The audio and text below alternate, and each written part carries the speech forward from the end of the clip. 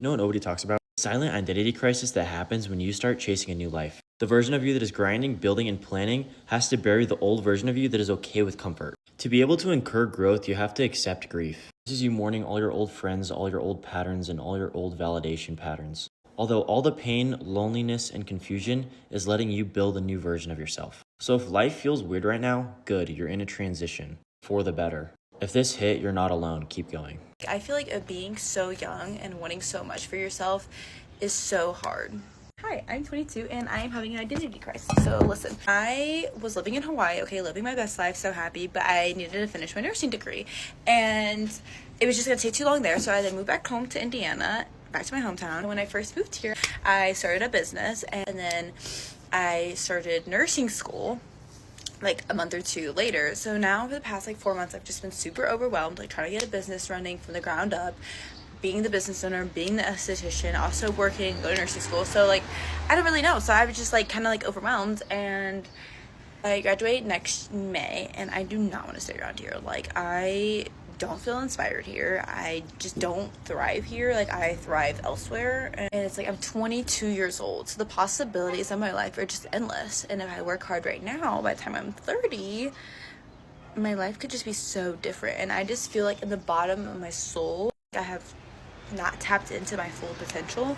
And for the next year, I just really want to explore me and figure out what works and what doesn't work, and just figure out life. I don't really know. You know what I mean, though? It's just so confusing at this age, because it's I want to be a millionaire. I know that I'm supposed to have a lavish lifestyle, and I want to inspire people and be able to mentor people, and I want to be that, and I know that I'm supposed to be that. It's just trying to figure out how to be that. Do you know what I mean? I don't really know, but I really want to practice public speaking and just doing things that I know in the future that I need those skills, right now I'm trying to gather all my tools. I'm not who I used to be, but I'm definitely nowhere where I want to be. I'm actually going through an identity crisis, and it fucking sucks because every single part of me that I once loved, I don't like, and I guess I have been pushing it off for some time. So it's I don't even not like it. I absolutely hate it.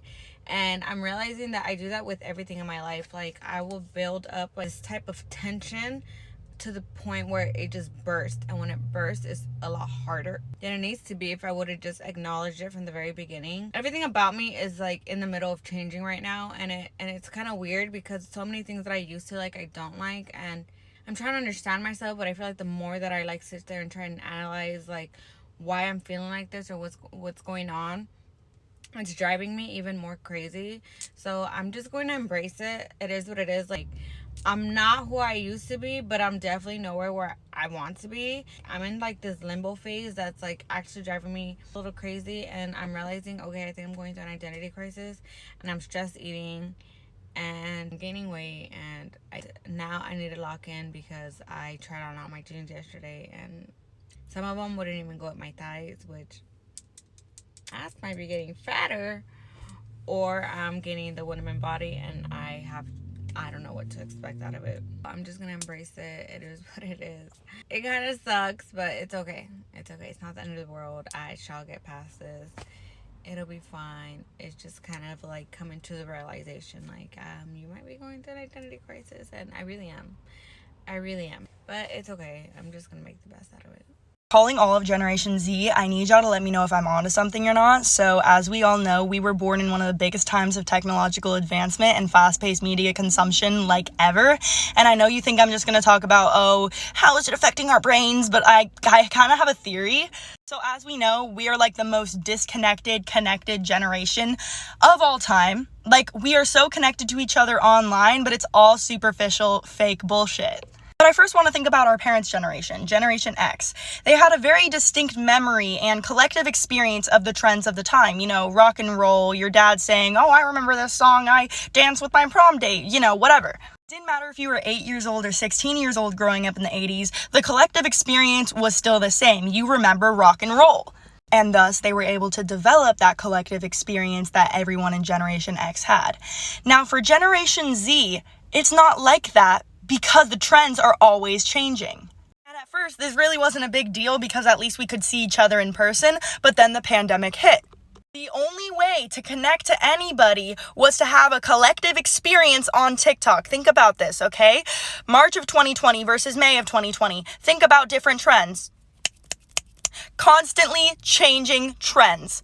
If you were a preteen or teenager at the time, these trends are the things that you look back on to actually form your sense of identity. And because they were changing so much, you constantly were forming your identity around these trends. And then what do you do when one of your friends goes, oh my God, I'm not alt anymore. That's so cringe. Oh my God, I'm not that anymore. That's so cringe. Oh my God, I don't participate in that anymore because that's fucking cringe. And so you'll change again and again and again in the name of self-improvement when the only thing you're improving is your ability to tear yourself down and build yourself back up. You're not improving anything. The only thing collective about our experience is we are collectively going through an identity crisis as a generation every single month. No wonder why people are on here saying, oh, you have borderline, oh, you have ADHD, oh, you have this, because we are all mentally ill as a fucking generation. When our fear of missing out is exactly what makes us so profitable as a generation. Oh, you want to self-improve? Buy this. Oh, you want to do that? Buy this, you know? I don't know, something to think about, all right? You're okay? We're in this together. Let me know what you think. I've been struggling a lot recently, and this is about something that I don't really see people talk about much. It's basically this concept of survivor's guilt, and I'm kind of having an identity crisis around being an influencer. Everything that my life and job entails is living a somewhat luxurious life and sharing that with you guys. You know, I get products for free. I am able to afford my own space, which is something that I wouldn't have been able to fathom 2 years ago. I grew up very poor, and this type of lifestyle that I live now, you know, living in my own 1-bedroom apartment in New York City, going to events, being flown out around the world to go on brand trips. This type of life is something that I'm really not used to. I was so broke 2 years ago that I didn't even know how I was going to pay my rent. There was a moment a few weeks ago where I was sitting in my apartment just looking around, and like I just started bawling my eyes out because I feel really guilty that like I'm in this position, but my family is, you know, still in the same spot. Financial insecurity is one of the biggest struggles I've had to deal with. I was in survival mode my entire life up until I would say about 2 to 3 years ago. I moved out at 18. I moved to LA on my own, and I was just working in the service industry, working paycheck to paycheck. It's so strange for that not to be my number one concern anymore, and to have technically broken the cycle of poverty in my family. I think I've been really closed off from sharing more of myself and my life on the internet because there's still a part of me that identifies with my past life, and I'm not necessarily sure how to embrace the life that I'm living right now. People assume that money fixes all your problems, and I won't lie that emotional burden is definitely lifted off your shoulders when you have financial stability, but it doesn't fix everything. And when you grow up with nothing and you're given basically everything, there's a part of you that feels so unworthy and undeserving of everything. There's a lot of imposter syndrome involved. You kind of struggle with a lot of financial anxiety around it too. Like you kind of live in fear. At least I do. I live in fear that I'm going to lose everything tomorrow. And there's a huge part of me that just wants to help my family and to put them in a position where they feel financially stable. But at the same time, I know that that doesn't help someone else by like fixing all of their problems. You kind of make them weaker in a sense. I don't want to stunt my family of that sort of growth that I know that they're capable of. I basically have just been feeling very disconnected from a part of myself that I identified with for so long. But if there's anything I hope that I can do for you guys, it's just prove that if you work hard and believe in yourself, that you are capable of escaping any sort of cycle of dysfunction or financial insecurity in your life. Also, just a reminder, be kind to everyone. You never know what other people are going through. 18 months ago, I had this moment where I looked myself in the mirror and literally thought, who the fuck am I and how did I get here? And when you have this moment where you don't recognize who you are, you have no choice but to either continue living on autopilot and just continue numbing and running and just accepting that this is how life is and this is who you are, and You just continue living in the patterns, the beliefs, the behaviors, the conditionings that were placed on you from the external world, from society, from your childhood. Or you can choose to peel back the layers. You can choose to discover who you truly are at your core, because you realize that this is your life and you don't have to accept that reality. And that's exactly what I did 18 months ago, because I refuse to accept a reality that I don't actually fucking love, that I don't feel fulfilled and on fire in. So I finally decided to take matter into my own hands and finally decided to take responsibility for my life. Up until that point, again, I was living for acceptance, for approval, for validation, while I was not accepting myself, while I was not approving myself, while I was not loving myself. And in case you didn't know, you are living your life. And at the end of the day, it is up to you to go to bed and be happy, to be loved, to feel fulfilled.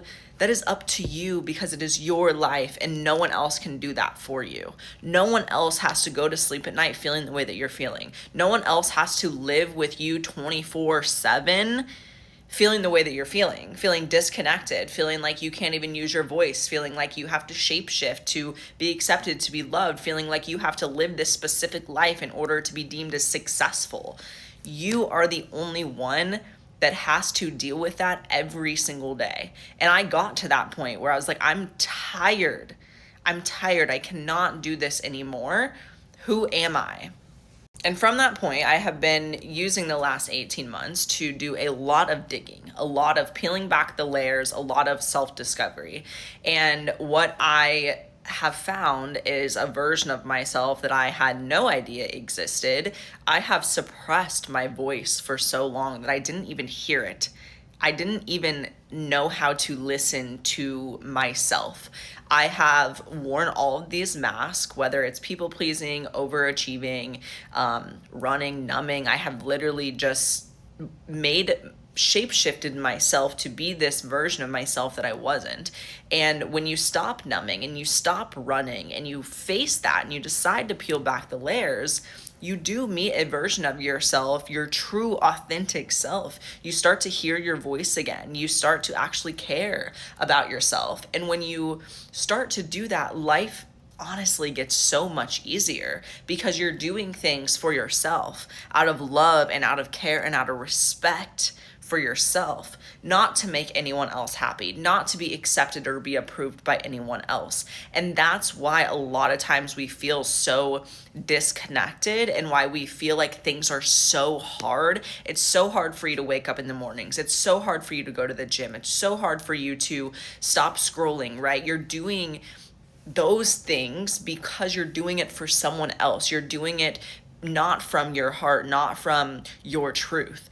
And once you decide to peel back the layers, you find your truth. You find your voice. You find who you actually are and what you actually want in this life. And when you can start taking action out of that authentic place, things get so much easier and life becomes so much more enjoyable and you actually feel fulfilled. For me, I had everything. I had the body, I had the business, I have the apartment. I live in Austin, Texas. I'm literally living my dream life while feeling completely disconnected. So I had everything external. What would have been approved, what would have been validated as external. But I felt disconnected. So you can have everything, but if it's not from your truth, if you're not doing it because you love and care and respect yourself, and it's for someone else, it's never going to last. And eventually you're going to reach this point of, who the fuck am I and how did I get here? So I've done a lot of this self-discovery and a lot of this self-mastery work, because it's one thing to discover yourself, it's another thing to actually master who you actually want to become and start actually taking a light action to get there. So I've created this masterclass called who the fuck am I and how did I get here? And I've packaged up everything that I have done and everything that I have discovered over the last 18 months to help you get out of this place of feeling stuck, of feeling like you're living your life for everyone else besides yourself, and to help you actually step in and find your voice, to find your truth, to discover who you truly are, your authentic self, and what that actually looks like for you. So the masterclass is completely free. I have the link in my bio on my links page. You just go and register. It's on June 3rd at 6 p.m. Central Time and Central Standard Time. So if you're feeling this way, you do not have to continue to feel this way. You do not have to continue to feel stuck. It's pretty common from what I have researched is like by mid-20s to mid-30s, you get in this rut of like this identity crisis where like you don't know who you are and you have to discover it. Otherwise, again, like I said in the beginning, you're going to continue living on autopilot. So you have nothing to lose to come to this masterclass. Go and register, and I can't fucking wait to see you there and truly step into your power, because I am not holding back in this masterclass. This is something that I'm so passionate about, because my life has changed over the last 18 months. Okay, I feel like people do talk about post-grad depression, but I don't think people talk enough about just like this identity crisis that you go through after you graduate college, and then you're just kind of like, I don't know. I graduated college in December, and that means that it's been several months of me not being a college student. But then like what would have been the last semester of my senior year, I spent studying for my MCAT. And so I was living at home with my parents and I was studying for a test. And so like I just felt like a student and I was hyper focused on that. And so I didn't really think about the fact that I wasn't in college anymore. But now that I'm like on my gap year and I'm supposed to be like working a real person job and everything, I just like feel like I'm just kind of in this weird in between where I just never know what I'm doing. Like I went to church this morning and I was like meeting all of my younger sister's friends, and my sister's an undergrad, and so I was talking to them and they were talking about college, and I realized like I'm not a college student, like I'm not one of them, but that would mean that I'm a young adult. But then I look at the young adults and I'm like, I don't think I could like make conversation with them. Like they seem really cool, but like they're working grown-up jobs, and I'm just like sitting here and I feel like a child just like watching My Little Pony all day, like not knowing what I'm doing. But then I'm just like, I also plan to like go back to school for a long time, and so I'm hoping that med school is kind of like, I don't know, I'm just like wondering, like, do you feel like a student and that could be like your main thing, or do you feel like a student and an adult? Because I feel like in undergrad, like being a college student, if I said that I was a college student, like that was like, there was no additional pressure to be like, oh, so like where do you work? Even like my dating life, I feel like all of that was covered just because being a student was my main thing, and like I loved what I studied, and so like I just felt so comfortable with it. And I just feel like there is something so comforting about just like having the stress of like your next exam be like the main thing that you're worried about, instead of like being an actual adult and thinking about like other things that adults probably think about that I don't even know like how to think about, because I'm just like not mentally there yet. I lost my entire sense of self after I got married. Okay, I know that sounds extremely dramatic, but let me explain to you. You know how there's that whole thing about how nobody talks about when you get married, nothing feels like home, there's time is split between you and your husband, your family, your friends, and his family, like all that. So another thing I didn't realize is because of this drastic change in my routine, like I would also change a little. Even though when I say it out loud here, that makes so much sense, right? Your life routine, everything changes, so you change. But it wasn't something that I had anticipated. About a year into our marriage, I'm kind of like, I don't know, I don't feel like myself. Like I'm looking at myself in the mirror and I'm like, I kind of don't feel like myself. And then the moment I got this thought, I started to spiral, because I'm like, okay, what's different though? Like what changed? Because I couldn't really pinpoint it at all. Then I'm like, okay, calm down. It's not that serious. You probably didn't change. Like you're probably just making things up in your head. Well, then I asked my husband like, hey, do you think that ever since we got married, like I changed in any way? Like, my husband was like, yeah, maybe a little. You know, everybody changes after they get married. The spiral wasn't even the fact that I changed, just that I couldn't really pinpoint what it was about me that changed. Then I like kind of brushed the thought away. I'm like, whatever, everyone changes, whatever. A couple months later, I ended up getting myself like a haircut, and my hair was shorter, I had bangs, like I really liked the haircut. Plus the realization that I don't really feel like myself, I literally was like, I don't know who the hell is in the mirror right now. Like I genuinely, who are you? Long story short though, I realized I didn't feel like myself because my routine had changed so drastically that I wasn't even taking the time to incorporate things that I used to love to do. I wasn't taking the time to see my friends. I wasn't reading books I like to read. The moment I started doing those things, I literally felt like myself again. I was like, oh my God, it took me a year to realize. And also when my hair grew back, because I don't even know, like that haircut, I did not feel like myself. Identity crisis post-marriage is so real, especially when your life changes overnight, which generally happens with Muslim girls because one night we're with our parents and the next we're with our husband. A new life, and it happens so fast. My advice to you, if you're getting married, if you're married, is make sure that even though your whole entire life and routines have changed, to maintain a couple of those things so that